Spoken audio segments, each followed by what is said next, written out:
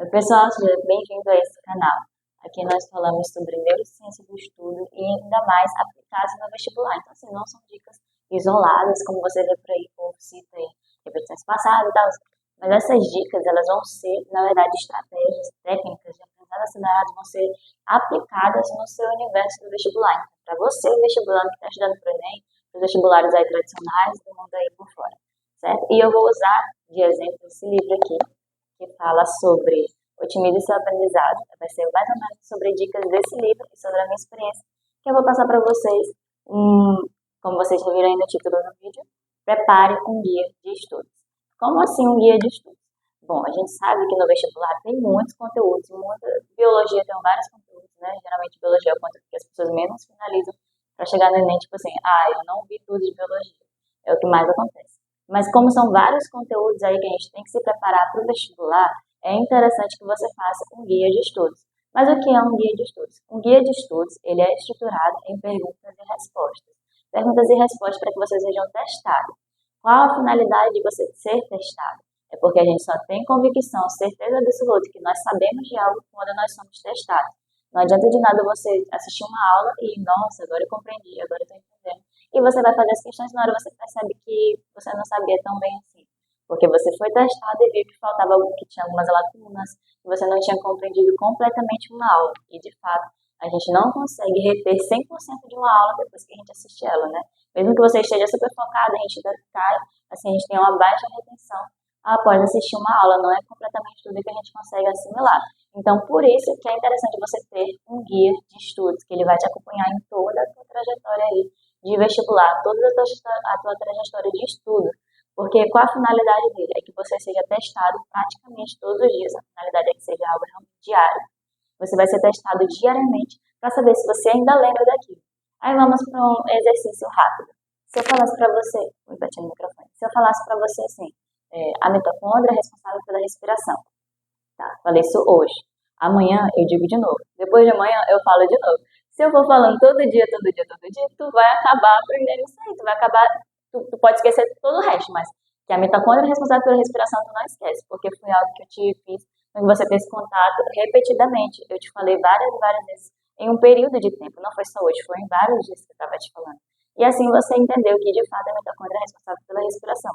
Se você fizer isso com todos os conteúdos que você precisa aprender para o seu vestibular, você vai chegar no dia da sua prova, no dia do Enem, que é só lá no final do ano, sabendo tudo que você precisa para passar no seu vestibular, porque você fez essa repetição espaçada, você viu, assimilou a informação de maneira compartimentada em um certo intervalo de tempo. Então, assim, quanto antes você aplicar esse guia de estudos, melhor você vai chegar na sua prova, sabendo realmente tudo, tendo tudo que precisa aqui na sua memória. Mas para que seja exatamente tudo, o seu guia de estudos precisa ser completo. Aí como que a gente faz? O ideal é que você, tudo que você precisa, que você sabe, não, esse conteúdo eu preciso saber, porque ele cai no Enem, ele cai no vestibular X e Y. Você precisa colocar ele no seu guia de estudos. Mas como que estrutura de fato um guia de estudos? Vamos lá, eu já posso até mudar a nomenclatura de guia de estudos para flashcards. Flashcards é uma técnica literalmente de perguntas e respostas que usa um algoritmo todo aí para que você realmente não esqueça o conteúdo. E aí, vamos lá.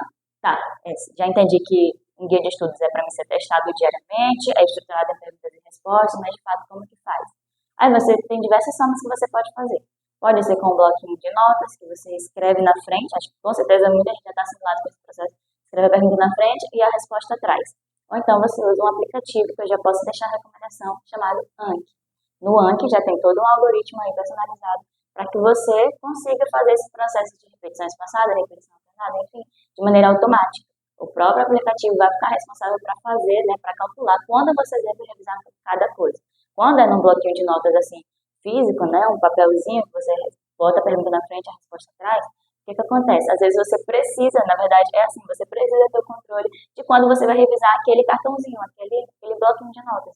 Então assim, acaba que você tem que ter um controle do seu tempo de saber, não, eu já revisei isso aqui hoje, eu vou revisar isso aqui só daqui 7 dias. E organizar de uma maneira que você realmente pegue naquele cartãozinho, naquele bloco de notas, daqui 7 dias. Pelo Anki, que é o que eu recomendo que vocês façam, já fica automatizado. Ele mesmo já joga para você revisar isso daqui o período de 7 dias, por exemplo. Certo? Quando você for criar as suas fichinhas, que é isso que compõe um guia de estudos, você vai criar da seguinte maneira. Não utilize perguntas assim, soltas. Faça uma pergunta realmente objetiva, que a sua resposta você tem que ler e já tem que saber o que está te pedindo. Você não pode demorar muito, tem que ser algo prático, algo ligeiro, é realmente ser testado, sabe ou não sabe? É basicamente isso. Que geralmente é a estrutura de perguntas de vestibulares tradicionais, que é uma pergunta assim mais crua, que ou só responde quem sabe. Já no Enem não, tem toda aquela contextualização, mas as fichas, para que ela seja realmente eficiente, que você estude com praticidade e seja realmente assim, algo estratégico para o seu vestibular, para que você chegue no dia da sua prova, lembrando qual é o objetivo do guia de estudos, que você chegue na sua prova com tudo que você precisa saber para responder lá, tendo tudo aqui na sua cabeça, porque você revisou com o seu guia de estudos durante todo esse intervalo de tempo até a sua prova, certo? Então, as perguntas elas devem ser objetivas. Sempre faça perguntas objetivas e respostas objetivas também. Não adianta fazer uma pergunta ali simples e você ter um textão de resposta. Não vai ser eficiente, você vai perder tempo lendo aquilo ali. Então, vamos lá. Primeiro ponto, perguntas objetivas, respostas objetivas também. E faça o máximo possível para que seja compreensível para você, para que agilize ali esse processo de revisão, que o guia de estudos atua exatamente nisso, na sua revisão. E não é uma revisão simples. Revisão completamente ativa, não é passiva, ela é ativa, porque ela vai forçar aqui o seu cérebro a tentar lembrar daquela informação. E esse esforço é que vai fazer com que a gente cumpra a promessa aqui do guia de estudos, que é chegar no dia da prova tendo tudo aqui na nossa cabeça, porque nós fizemos esse esforço de recordar as informações. E isso aqui tudo é ativado de maneira, assim, cerebral, né? Eu não sei se eu trago as informações científicas agora, vou bater no microfone de novo, ou deixo para outro vídeo. Eu vou deixar para outro vídeo como que a gente consolida de fato uma memória, tá bom? Certo. Aí vamos lá. Para você criar um guia de estudos bem estratégico, realmente eficiente para a sua prova, é interessante que você crie um alvo, vamos dizer assim. Se o meu foco, por exemplo, é Enem, então eu vou criar o meu guia de estudos baseado em perguntas, por exemplo, o que cai lá no Enem? Esse conteúdo é relevante? Ele cai com muita frequência? Eu preciso dominar ele para chegar na minha prova? Você cria o seu guia de estudos de acordo com a sua realidade, de acordo com aquilo que é o seu foco, que é o seu alvo, para que você tenha uma aprovação, assim, vamos dizer, mais rápida. Porque se você está dedicado naquilo, vai ser muito fácil você se aperfeiçoar nisso e conseguir aprovação naquele vestibular em específico. Se você deixar muito amplo, fica difícil, né, ir bem no vestibular quando você não sabe como que é a relevância dos conteúdos lá, quais os pesos, ou o que você precisa saber para poder ir bem naquela prova. Então, o seu guia de estudos, eu recomendo que você faça ele de maneira um pouco mais direcionada nos vestibulares que você quer realmente fazer no seu foco maior, certo? E aí, como é que você faz? Você cria aí uma relação de conteúdos, aí então vê aí, tem vários professores que soltam aí, a relevância dos conteúdos. Esse conteúdo caiu tantas vezes, esse cai menos. Você pega de alguma forma esses dados, ou então você mesmo analisa de acordo com provas anteriores e cria o seu guia de estudo de acordo com isso, com os conteúdos que realmente são relevantes, que você precisa aprender, tá bom? Depois que você já disse, não, eu preciso que meu guia de estudo seja assim, porque a minha recomendação é que ele seja o mais completo possível, que você não chegue na hora da prova com surpresas. Cheguei na hora da prova, vi aqui uma pergunta, não sei nem que conteúdo é esse. O ideal é que isso não aconteça. O ideal é que no seu guia de estudos esteja exatamente todos os conteúdos que você vai precisar na hora da sua prova. Por isso que ele precisa ser realmente completo. E o seu guia de estudos é o que vai nortear realmente o seu desempenho. Ele vai te dar uma clareza daquilo que você realmente sabe ou não sabe. Não vai te deixar surpresa na hora da prova com algo que você realmente não sabia, não. Ele é para antecipar, para que você aprenda antes e já simplesmente com a familiaridade, com o tempo de contato que você teve com aquela informação, usando o seu guia de estudos, você vai chegar na hora da prova já familiarizado e vai responder com mais facilidade e com domínio, certo? Agora vamos lá, sobre as perguntas que você vai criar na hora de criar suas fichinhas. As perguntas elas devem ser como? Já falei que devem ser objetivos, assim como as respostas também. Mas tem um princípio, você não pode criar as perguntas, já vamos ver dica 2, não sei, eu me perdi, mas vai acompanhando aí, vai anotando também o que eu estou falando. É interessante que você não crie apenas, como por exemplo o que eu falei, a mitocôndria é responsável pela respiração. Não cria pergunta só. A mitocôndria é responsável pelo quê? Aí a resposta é respiração.